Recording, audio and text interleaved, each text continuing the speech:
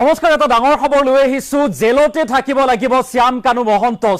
মহন্তৰ জামিন সন্দৰ্ভত আহিছে ডাঙৰ খবৰ আদালতে খাৰিজ কৰিছে শ্যাম কানু মহন্তৰ জামিন আবেদন আৰু বিশেষ ফাষ্ট ট্ৰেক আদালতৰ ন্যায়াধীশে ঘোষণা কৰিছে অৰ্থাৎ ৰায়দান দিছে আৰু লগতে কৈছে যে জুবিনৰ চিকিৎসাৰ সম্পৰ্কীয় সকলো কথা জানিছিল শ্যাম কানু মহন্তই কিন্তু তাৰ পাছতো দিয়া নাছিল মেডিকেল সিকিউৰিটি গতিকে এতিয়া আমি শ্যাম কানু মহন্তক জামিন দিব নোৱাৰো বা জামিন দিয়াটো উচিত নহয় বুলি ন্যায়াধীশে উল্লেখ কৰিছে আৰু গতিকে এই মুহূৰ্তৰ সেই ডাঙৰ খবৰটো যে শ্যাম কানু মহন্তই জুবিন গাৰ্গৰ হত্যাৰ গোচৰত গ্ৰেপ্তাৰ হৈ কাৰাগাৰত আছে আৰু তাৰ পিছত জামিন বিচাৰিছিল কিন্তু এতিয়া ন্যায়াধীশে জামিন প্ৰদান কৰা নাই শ্যাম কানু মহন্তক ৰাজ্যবাসীৰ বাবে এই মুহূৰ্তৰ সেই ডাঙৰ খবৰটো আমি লৈ অহাৰ চেষ্টা কৰিছো শ্যাম কানু মহন্তৰ জামিন আবেদন খাৰিজ কৰা হৈছে এই মুহূৰ্তৰ বিগ ব্ৰেকিং নিউজ জেলতে থাকিব লাগিব কাৰাগাৰতে থাকিব লাগিব জুবিন গাৰ্গৰ হত্যাৰ গোচৰত গ্ৰেপ্তাৰ হোৱা শ্যাম কানু মহন্ত আদালতে খাৰিজ কৰিছে শ্যাম কানুৰ জামিন আবেদন বিশেষ ফাষ্ট ট্ৰেক আদালতৰ ন্যায়াধীশ হৰমিলা ভূঞাৰ ৰায়দান হৰমিলা ভূঞাই কৈছে যে জুবিনৰ চিকিৎসাৰ সম্পৰ্কীয় কথা জানিছিল শ্যাম কানু মহন্তই জুবিনৰ চিকিৎসা সম্পৰ্কে সকলো কথা জানিছিল কিন্তু তাৰ পিছতো বিশেষ মেডিকেল সিকিউৰিটি দিয়া নাছিল মেডিকেল সিকিউৰিটিৰ ব্যৱস্থা কৰা নাছিল শ্যাম কানু মহন্তই জুবিন গাৰ্গৰ বাবে আৰু এতিয়া জামিন দিয়াটো উচিত নহয় শ্যাম কানু জেলতে থাকিব লাগিব শ্যাম কানু মহন্তৰ জামিন আবেদন নাকচ কৰা হৈছে এই মুহূৰ্তৰ আটাইতকৈ ডাঙৰ খবৰ বিগ ব্ৰেকিং নিউজ জুবিন গাৰ্গৰ হত্যাৰ গোচৰত অভিযুক্ত হোৱা এইগৰাকী মূল অভিযুক্ত শ্যাম কানু মহন্তই শেহতীয়াকৈ জামিন বিচাৰিছিল আৰু জামিন বিচাৰি আবেদন দাখিল কৰিছিল আৰু ইতিপূৰ্বে এই জামিন আবেদনৰ শুনানি গ্ৰহণ কৰি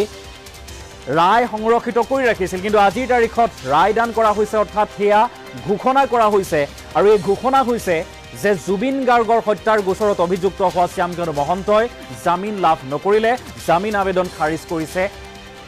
আদালতে আৰু বিশেষ ফাষ্ট ট্ৰেক আদালতত এই ঘোষণা কৰা হৈছে এই ৰায়দান দিয়া হৈছে আৰু এই সন্দৰ্ভত আমি সবিস্তাৰে বিতং তথ্য লাভ কৰিবৰ বাবে DY365ৰ ডেপুটি ৰিপৰ্টাৰ মাধৱ দাসৰ সৈতে আমি সংযুক্ত হোৱাৰ চেষ্টা কৰিছো মাধৱ দাস আপোনাৰ কাষলৈ আহিছো কি আছে বিতং তথ্য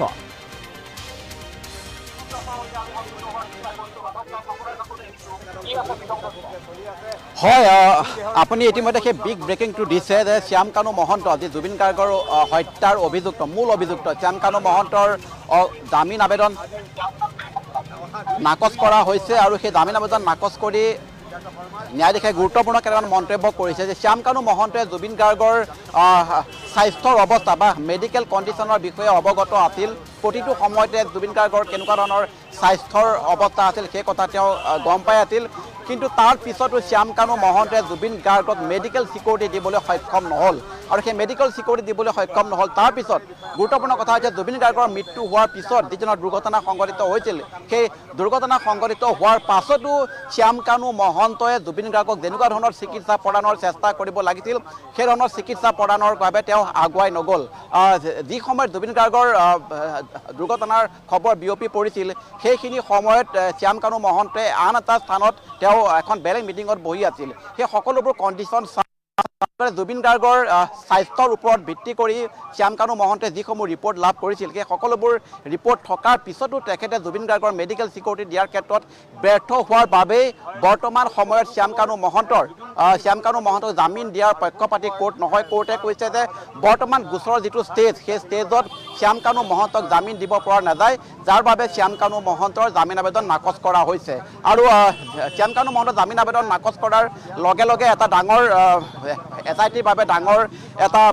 এটা ভাল খবৰ যে তেওঁলোকৰ চাৰ্জশ্বিটৰ ওপৰত ভিত্তি কৰিয়ে আৰু তেওঁলোকৰ যি চৰকাৰী পক্ষৰ যুক্তি সেই যুক্তি শুনিয়ে শ্যাম কানু মহন্তৰ জামিন আবেদন নাকচ কৰা হৈছে কিন্তু গুৰুত্বপূৰ্ণ কথাটো হৈছে শ্যাম কানু মহন্তই জামিন আবেদন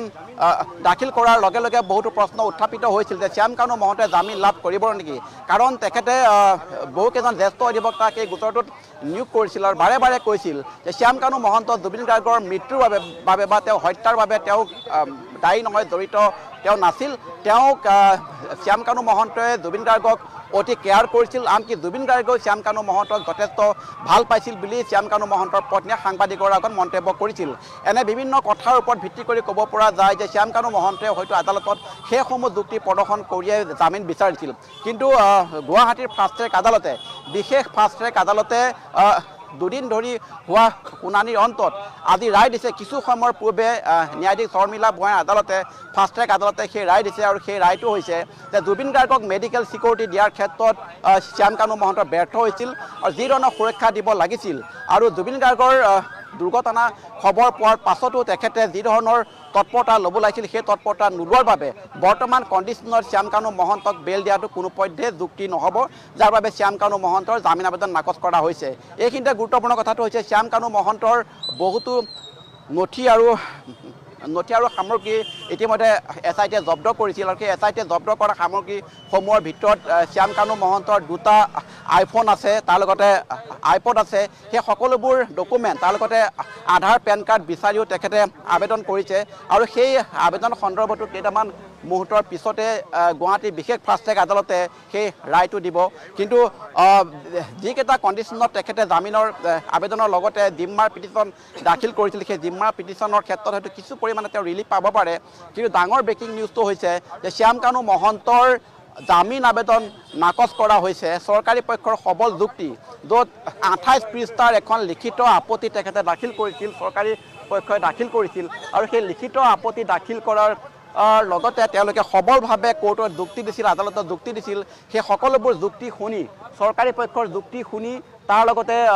লিখিত যি আপত্তি সেই আপত্তি চাই তাৰ লগতে যিসমূহ চাৰ্জশ্বিটৰ যিসমূহ গুৰুত্বপূৰ্ণ মেটেৰিয়েল বা তথ্য সেই তথ্যসমূহ বিশ্লেষণ কৰি ন্যায়াধীশ শৰ্মিলা ভূঞাৰ আদালতে এটা গুৰুত্বপূৰ্ণ ৰায় দিছে আৰু সেই ৰায়টো হৈছে শ্যাম কানু মহন্তৰ জামিন আবেদন নাকচ কৰা হৈছে তেখেতে জেলতে থাকিব লাগিব আৰু পৰৱৰ্তী সময়ত চাৰ্জ হিয়াৰিং সম্পন্ন হোৱাৰ পিছত চাৰ্জ ফ্ৰেমৰ অৰ্ডাৰ দিয়াৰ পিছত তেখেতে হয়তো পৰৱৰ্তী সময়ত জামিন আবেদন পুনৰ দাখিল কৰিব পাৰিব এই মুহূৰ্তত বিশেষ লোক অধিবক্তা জিয়াউল কামাৰ ডাঙৰীয়া আহিছে তেখেতে এই গোচৰটোত তেখেতৰ টীম জিয়াউল কামাৰ আৰু তেখেতৰ টীমে এই গোচৰটোত আদালতত যুক্তি প্ৰদৰ্শন কৰিছিল আমি জিয়াউল কামাৰ ডাঙৰীয়া বিশেষ লোক অধিবক্তা তেখেতৰ প্ৰতিক্ৰিয়া ল'ব বিচাৰিম আৰু তেখেতৰ পৰা সমগ্ৰ ঘটনাটোৰ সন্দৰ্ভত ল'ব বিচাৰিম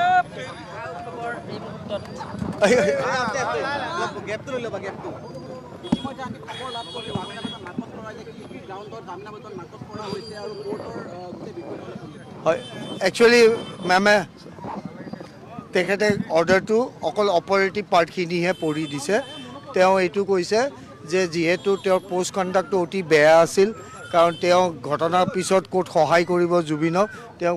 গুচি গৈছিল মালয়েছিয়াত তাৰপিছত তেওঁক লুকআউট নটিচ দি কেনে অনা হৈছে তো সেইকাৰণে তেওঁক যদি আজি বেলত দিয়া হয় তেতিয়াহ'লে তেওঁ আকৌ সম্ভাৱনা আছে ফ্লাইট ৰিস্ক অৰ্থাৎ পলাই যাব পাৰে বাকী মেৰিটখিনি আমি এতিয়াও দেখা নাই কাৰণ অপেন কোৰ্টত খালি তেখেতে আজি অপাৰেটিভ পাৰ্টখিনিহে প্ৰনাউন্স কৰিছে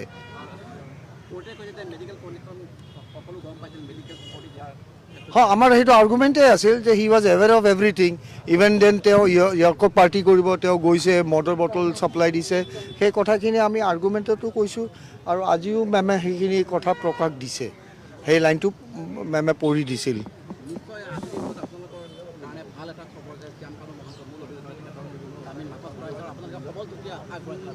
হয় আমি যিমানখিনি পাৰোঁ চাওক মেটেৰিয়েল যি ছাপ্লাই দিছে আমাক ইনভেষ্টিগেটিং অথৰিটিয়ে সেইখিনি মেটেৰিয়েল আমি আজি আইনৰ সহায় লৈ কেনে সেইখিনি গোটেইখিনি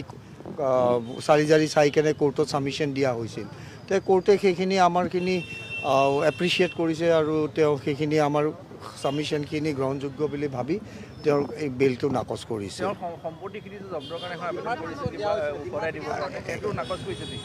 জিম্মা পিটিশ্যনখনো ৰিজেক্ট কৰিছে কাৰণ কৈছে যে এইখন ৱাইফে দৰখাস্ত দিছিল সেই ৱাইফে দৰখাস্ত দিয়াখন বস্তুখিনি গিৰেকৰ হয় তে এইখন যদি এতিয়া চিম কাৰ্ড যিখিনি মেছেজ আছে these are all case property এইখিনি যদি ভুল মানুহৰ হাতত যায়গৈ তো সেইখিনি আকৌ মুচি দিয়া হ'ব ডিলিট কৰি দিয়া হ'ব তেনেস্থলত আমি প্ৰচিকিউশ্যনে ডিপ্ৰাইভ হ'ম to prove the primary documents তো সেইকাৰণে সেই জিম্মা পিটিশ্যনখনো শ্যাম কানু ডাঙৰীয়াৰ নাকচ কৰিছে আজি কেছৰ এতিয়া নেক্সট পৰ্যায় গ'লটো কালি বন্ধ May' Day so' on the second A1 A2 অৰ্থাৎ সিদ্ধাৰ্থ আৰু শ্যাম কানু তেওঁলোকে ৰিটেন সাবমিশন দিব on arguments written argument submit কৰিব যিখিনি তেওঁলোকে সাবমিট কৰিছিল অৰেলি সেইখিনি এতিয়া ৰিটেন ফৰ্মত দিব সেইটো 2 তাৰিখে ধাৰ্য কৰিছে আৰু 2 তাৰিখে সিদ্ধাৰ্থৰ বেল এপ্লিকেশ্যনৰ অৰ্ডাৰ হ'ব সাৰ্চ ফ্ৰেমৰ প্ৰক্ৰিয়াটো গোটেই কমপ্লিট হ'ল আজি সুমন শেখৰ জ্যোতিৰ উকিলেও কমপ্লিট কৰিলে তো সেইকাৰণে সম্পূৰ্ণ হোৱা বুলি কোৰ্টে লিখিলে কিন্তু 2 তাৰিখে খালি এটা লাষ্ট চান্স দিছে যাতে কোনো প্ৰিজুডিচ নহয় কাৰণ বাইদেউ ধৈৰ্য অধিকাৰ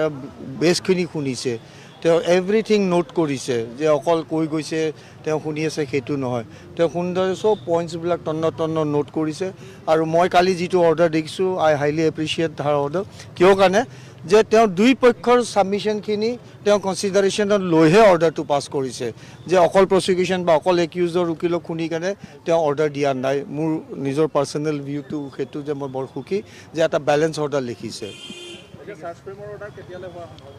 এইটো 2 তাৰিখে গম পাম যিহেতু 2 তাৰিখে গোটেই চাৰ্জটো ফাইনেলি কমপ্লিট হ'ব আজি অৰেল সাবমিশন গোটেইখিনি কমপ্লিট হ'ল কেৱল 2 তাৰিখে ৰিটেন সাবমিশন বা ৰিটেন আৰ্গুমেণ্টছখিনি জমা দিব এয়া আছিল অসম চৰকাৰৰ লোক অধিবক্তা বিশেষ লোক অধিবক্তা জ্যেষ্ঠ অধিবক্তা তেখেতৰ বক্তব্য আৰু জুবিন গাৰ্গৰ বন্ধু পাৰ্থ গোস্বামী আছে মই চিঅ'ৰ ৰাতিপুৱাই গৈ গৈছোঁ এশখনা নিশ্চয় আৰু ভাল লাগিছে বিৰাট আজি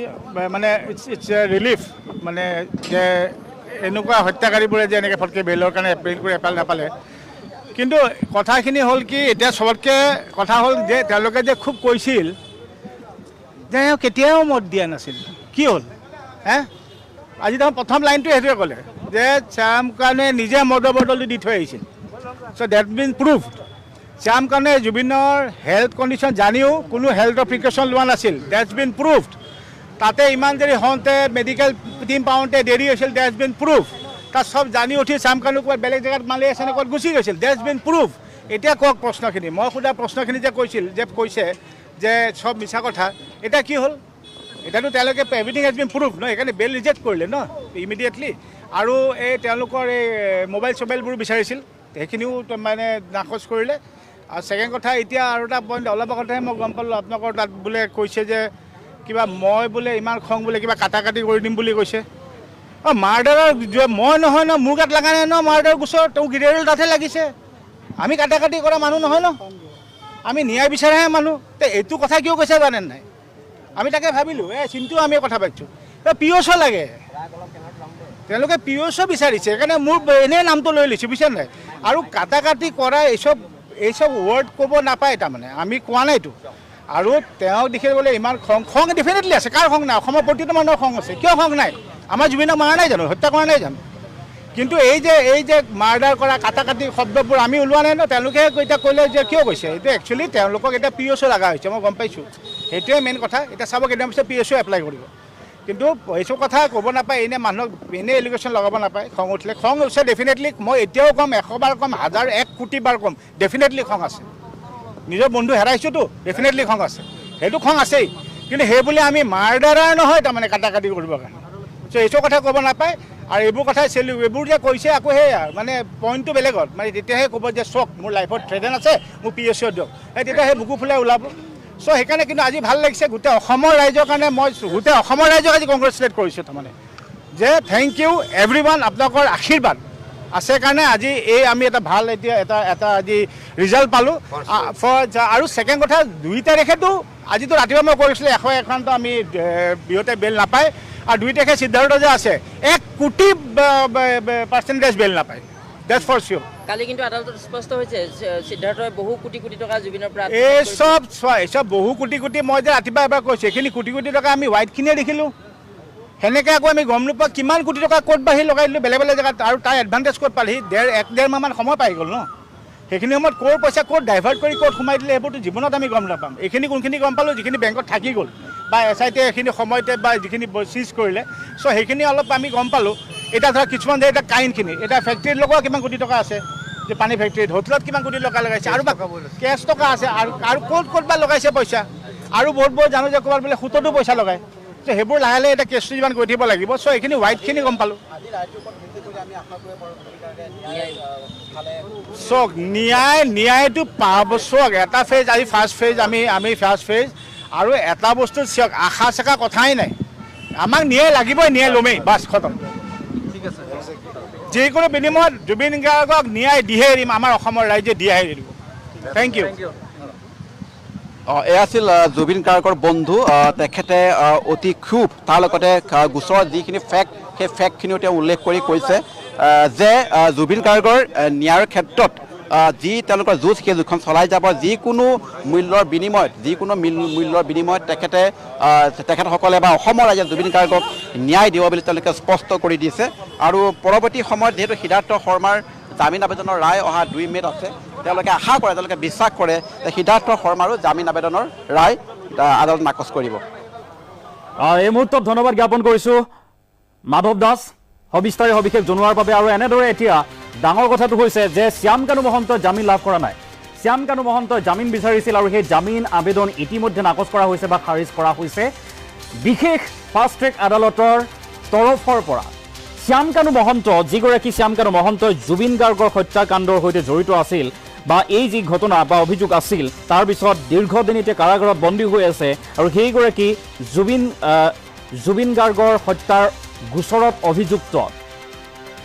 শ্যাম কানু মহন্তৰ জামিন আবেদন ইতিমধ্যে নাকচ কৰা পৰিলক্ষিত হৈছে আৰু ডাঙৰ কথাটো হৈছে ইতিপূৰ্বে লক্ষণীয়ভাৱে শ্যাম কানু মহন্তই ঘূৰাই বিচাৰিছে আৰক্ষীয়ে জব্দ কৰা তেখেতৰ সামগ্ৰীসমূহ ঘূৰাই বিচাৰিছে আধাৰ কাৰ্ড পান কাৰ্ড 2টা আইফোন এয়াৰপডছ ইত্যাদি বিভিন্ন সামগ্ৰী ঘূৰাই বিচাৰিছে আৰু সেইসমূহ সামগ্ৰী ঘূৰাই বিচৰাৰ সন্দৰ্ভত আজিৰ দিনটোত ন্যায়ালয়ে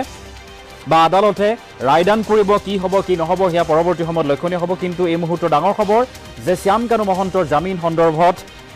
ডাঙৰ খবৰটোৱে হৈছে যে শ্যাম কানু মহন্তই জামিন লাভ কৰা নাই জুবিন গাৰ্গৰ হত্যাৰ গোচৰত অভিযুক্ত শ্যাম কানু মহন্তৰ জামিন আবেদন নাকচ কৰা হৈছে ইতিমধ্যে লোক অধিবক্তা জিয়াৰু কামাৰে সেই কথা উল্লেখ কৰিছে